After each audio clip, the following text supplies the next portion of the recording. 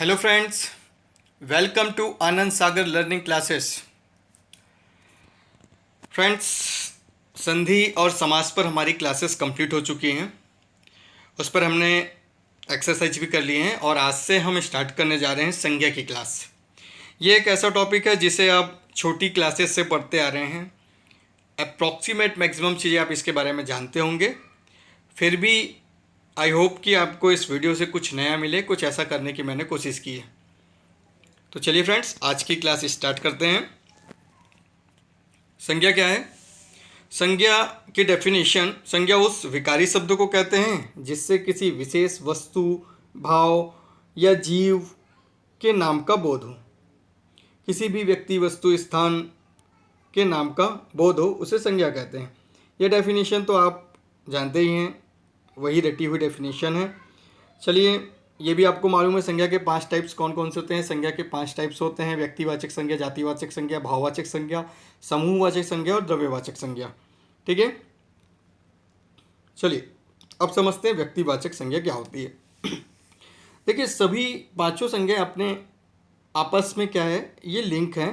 आप एक दूसरे को समझ सकते हैं। ठीक है, जैसे कि जिस शब्द से किसी एक व्यक्ति या वस्तु का बोध हो, किसी एक व्यक्ति या वस्तु का बोध हो, क्या बोल रहा है, किसी एक व्यक्ति या वस्तु का बोध हो, उसे व्यक्तिवाचक संज्ञा कहते हैं। जैसे कि राम किसी का नाम है, किसी व्यक्ति का नाम है। वैसे ही गंगा किसी नदी का नाम है। ठीक है, वैसे ही हिमालय किसी पर्वत का नाम है, भारत किसी देश का नाम है, अमेरिका किसी देश का नाम है।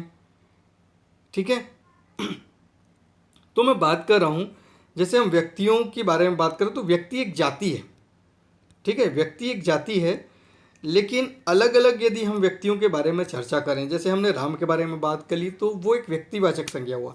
यदि हम पर्टिकुलर किसी मोहन नाम के लड़के के बारे में बात करें तो एक व्यक्तिवाचक संज्ञा है। अच्छा, यदि हम भारत के बारे में बात कर रहे हैं, ठीक है, भारत एक देश है, तो देश क्या हुई, एक जाति हुई। लेकिन भारत क्या है, एक देश है, अमेरिका एक देश है, जापान एक देश है, ऐसे कई देश हैं। लेकिन देश एक जाति है, लेकिन पर्टिकुलर एक के बारे में बात करें तो वो क्या हुई, व्यक्तिवाचक संज्ञा हुई। उसी प्रकार नदी तो क्या है, एक जाति है, नदियाँ कई हैं, लेकिन जब हम पर्टिकुलर गंगा के बारे में बात करें या कावेरी की बात करें तो वो अपने में व्यक्तिवाचक संज्ञा है। ठीक है, यदि त्योहारों की बात करें तो त्यौहार क्या है, एक जाति है। होली, दिवाली, रक्षाबंधन, ईद, ये सब क्या है, अपने आप में व्यक्तिवाचक संज्ञा। जब हम किसी पर्टिकुलर एक व्यक्ति या वस्तु के बारे में बात करें तो वो क्या, एक वो एक व्यक्तिवाचक संज्ञा है। जैसे कि महीने तो 12 होते हैं, तो ये महीना शब्द क्या है, एक जाति है। लेकिन जो जुलाई हो गया, जनवरी हो गया, फरवरी हो गया, मार्च, अप्रैल, मई, जून, ये सब क्या है, अपने आप में जातिवाचक संज्ञा है। वैसे ही दिनों के नाम भी ले सकते हैं, हर एक चीज़ों के नाम आप इस प्रकार से ले सकते हैं। तो यहाँ से हमने देखा कि जातियों के माध्यम से हमने व्यक्तिवाचक संज्ञा को समझा, मतलब ये आपस में लिंक है। तो दूसरा हमारा जो टाइप है वो क्या है, वो जातिवाचक संज्ञा ही तो है। ठीक है, अभी तक हमने जो राइट साइड में देखा, जैसे हमने नदियों के नाम देखा, तो नदी क्या है, जातिवाचक संज्ञा है। अब नदी बहुत सारी होती है, यदि हम गंगा की बात करें तो वो व्यक्तिवाचक संज्ञा है, ब्रह्मपुत्र की बात करें तो व्यक्तिवाचक संज्ञा है, कावेरी व्यक्तिवाचक संज्ञा है, चंबल नदी क्या है, व्यक्तिवाचक संज्ञा है, शिवनाथ नदी क्या है, व्यक्तिवाचक संज्ञा है। लेकिन नदी जो शब्द है वो जातिवाचक है। यदि बहुत सारे कवियों के साथ हमने कवि सम्मेलन कराया तो कवि मनोज शुक्ला, कवि रुपेश जैन, कवि प्रमोद जैन, कवि अंशुल जैन, तो ऐसे बहुत सारे लोगों के साथ, वो तो अपने आप में व्यक्तिवाचक संज्ञा है, लेकिन जो कवि वर्ड है वो क्या है, एक जाति है। देश बहुत सारे हैं, देश क्या है, एक जाति है। लेकिन भारत, अमेरिका, यूएसए, रूस, जापान, चीन, ये सब क्या है, ये सब व्यक्तिवाचक हैं। तो जातिवाचक और व्यक्तिवाचक, मेरे ख्याल से अब आपको किसी भी प्रकार का इसमें डाउट नहीं होगा। फटाफट बढ़ते हैं समूहवाचक संज्ञा की ओर। अब इसको भी हम लिंक करेंगे जातिवाचक और व्यक्तिवाचक के साथ, देखना कितना आसान है। पहली बात तो परिभाषा देखिए, जिस शब्द में एक ही जाति के वस्तुओं के समूह का बोध होता है, एक ही जाति के वस्तुओं के समूह का बोध होता है, उसे हम समूहवाचक कहते हैं। जैसे हम 8-10 लोग मिलके क्या करते हैं कि एक कैंपेन चलाते हैं। सपोज हमने पोलियो के ऊपर एक कैंपेन चलाया 8-10 लोगों ने मिलकर, या फिर वेजिटेरियन शाकाहार के ऊपर चलाया, या फिर नशा मुक्ति पर चलाया। तो वो जो हमारी टीम है 8-10 लोग मिलके हम क्या कहलाएंगे, एक टीम कहलाएंगे, या फिर दल कहलाएंगे, या फिर संगठन या संघ कहलाएंगे। तो ये जो शब्द हैं, संघ हो गया, दल हो गया, सेना, टीम, गिरोह, ठीक है। जो क्रिमिनल्स होते हैं उनके ग्रुप को क्या बोलते हैं, गिरोह बोलते हैं, ठीक है।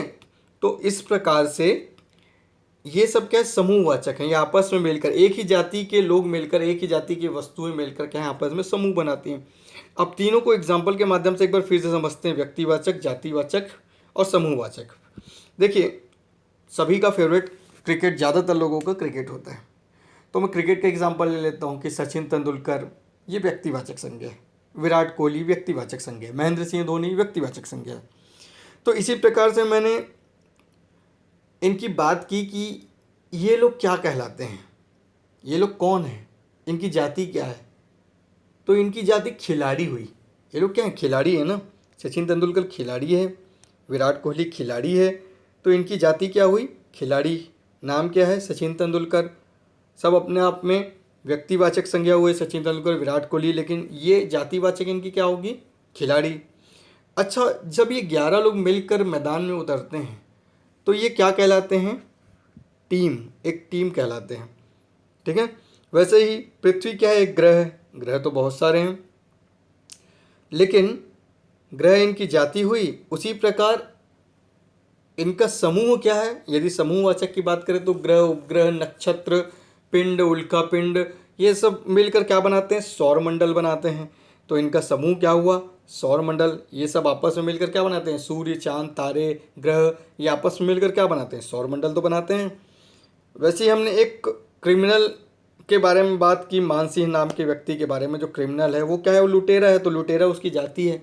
लुटेरे तो बहुत सारे हैं, मानसिंह, तानसिंह, जानसिंह, अजानसिंह, बहुत सारे लोग हैं। लेकिन ये क्या है, एक मानसिंह क्या हुआ, एक पर्टिकुलर व्यक्ति की बात करी, इसलिए ये जातिवाचक हुआ, सॉरी व्यक्तिवाचक हुआ। लुटेरा शब्द क्या हुआ, जातिवाचक हुई, इनकी जाति हुई।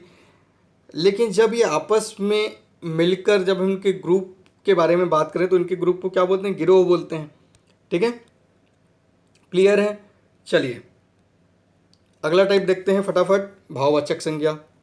इसको अच्छे से समझना कि किसी भी गुण, दशा, स्वभाव का बोध कराने वाले शब्दों को भाववाचक संज्ञा कहते हैं, एब्स्ट्रैक्ट नाउन कहते हैं, ठीक है। अब आप देखें कि इसके एग्जाम्पल पहले देखिए कि मिठास, कड़वाहट, जवानी, अमीरी, बचपन, मित्रता, ये सब आपका पढ़ा हुआ है। मैं इसे है ना अलग अलग तरीके से आपके सामने एग्जाम्पल पेश करता हूँ। मेरी कोशिश है, जैसे कि देखिए जातिवाचक संज्ञा भी हमने पढ़ा, तो जातिवाचक संज्ञा से है ना मैं इसे बनाकर देखता हूँ कि जातिवाचक, जैसे बूढ़े तो बहुत सारे होते हैं, तो बूढ़ा जाति हुआ। बूढ़ा से हम भाव कैसे बनाएंगे, भाववाचक संज्ञा कैसे बनाएंगे, बुढ़ापा, ये उसका गुण है, भाव है। लड़का से लड़कपन बनाएंगे, मित्र से मित्रता, दास से दासत्व, ठीक है।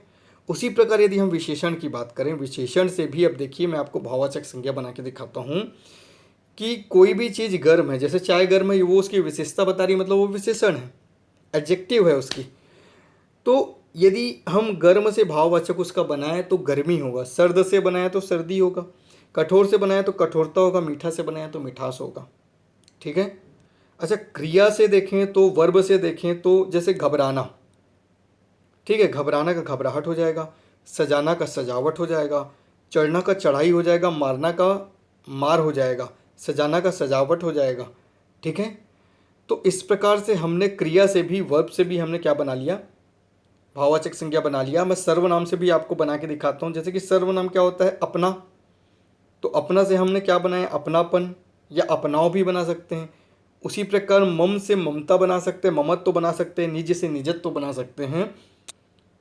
अच्छा, अवयव से हम बनाने की कोशिश करें, अव्यय से बनाने की कोशिश करें तो दूर से दूरी बना सकते हैं, परस्पर से पारस्पर्य बना सकते हैं, समीप से सामीप्य, शाबाश से शाबाशी, ठीक है फ्रेंड्स। तो ये भाववाचक संज्ञा के कुछ उदाहरण हैं जिसमें कि आपके गुण, स्वभाव, दशा का बोध कराते हैं, उस समय की करेंट स्वभाव क्या है, दशा क्या है, बोध क्या है। ठीक है फ्रेंड्स, ये तो था भाववाचक संज्ञा। अब एक आखिरी देख लेते हैं हम, द्रव्यवाचक संज्ञा। बहुत ही ईजी, बहुत ही ईजी है। देखो कि जिस संज्ञा से नाप तौल वाली वस्तु का बोध हो उसे द्रव्यवाचक संज्ञा कहते हैं। द्रव्य वाला नहीं है, पानी वाला नहीं है, द्रव्य लिक्विड वाला नहीं है, ये जिससे किसी नाप, जिस संज्ञा से नाप तौल वाली वस्तु का बोध हो। मैं इसको और इजी डिफाइन कर देता हूँ। देखो क्या बोल रहा है, उस पदार्थ का बोध हो, उस पदार्थ का जिससे कि कोई वस्तु बनी हो। आप नाप तौल छोड़ो, जिससे कि कोई वस्तु बनी हो। जैसे कि सोना, सोना से क्या बनाते हो आप, ज्वेलरी। चांदी से ज्वेलरी।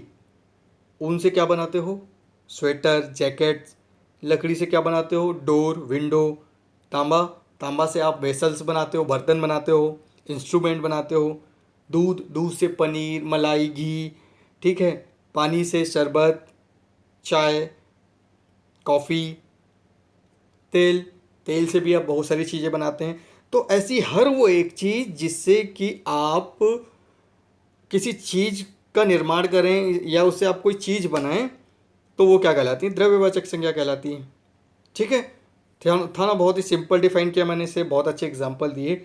अब एक चीज़ नोट कर लो, एक चीज़ नोट कर लो, मैंने आपको 5 टाइप बताए, व्यक्तिवाचक संज्ञा, जातिवाचक संज्ञा, द्रव्यवाचक संज्ञा, समूहवाचक संज्ञा और भाववाचक संज्ञा। लेकिन यदि अकॉर्डिंग टू कामता प्रसाद गुरुजी, इनके अनुसार यदि बात करें तो इन्होंने संज्ञा को 3 भागों में ही डिवाइड कर दिया है। ठीक है, वो कैसे, देखो एग्जाम में पूछ सकता है कि कामता प्रसाद गुरु के अनुसार संज्ञा के कितने प्रकार हैं। होते तो 5 है, लेकिन कामता प्रसाद गुरु जी के अनुसार 3 ही प्रकार है संज्ञा के। उन्होंने क्या किया कि व्यक्तिवाचक संज्ञा में समूहवाचक संज्ञा को मिला दिया, उसी प्रकार जातिवाचक संज्ञा में द्रव्यवाचक संज्ञा को मिला दिया, और एक बचा आपका आखिरी भाववाचक संज्ञा। तो इस प्रकार से उन्होंने 5 संज्ञाओं को 3 संज्ञाओं में कन्वर्ट कर दिया। तो कामता प्रसाद गुरु के अनुसार 3 ही प्रकार होते हैं संज्ञा के। ठीक है फ्रेंड्स, बताइए आपको ये क्लास कैसी लगी। यदि अच्छी लगी तो ज़्यादा से ज़्यादा लाइक कीजिए, शेयर कीजिए, कमेंट कीजिए, सब्सक्राइब कीजिए। ठीक है फ्रेंड्स, संज्ञा की क्लास में हम आगे कुछ क्वेश्चंस देखेंगे, एग्जाम में कैसे क्वेश्चंस आते हैं, इसमें भी कारक लिंग के अनुसार परिवर्तन होते हैं, वो भी हम देखेंगे यदि आप चाहें तो आप इसे कमेंट बॉक्स में कमेंट करके बताइएगा फ्रेंड्स। ठीक है फ्रेंड्स, आज के लिए इतना ही। अगली क्लास तक के लिए हैव अ नाइस डे।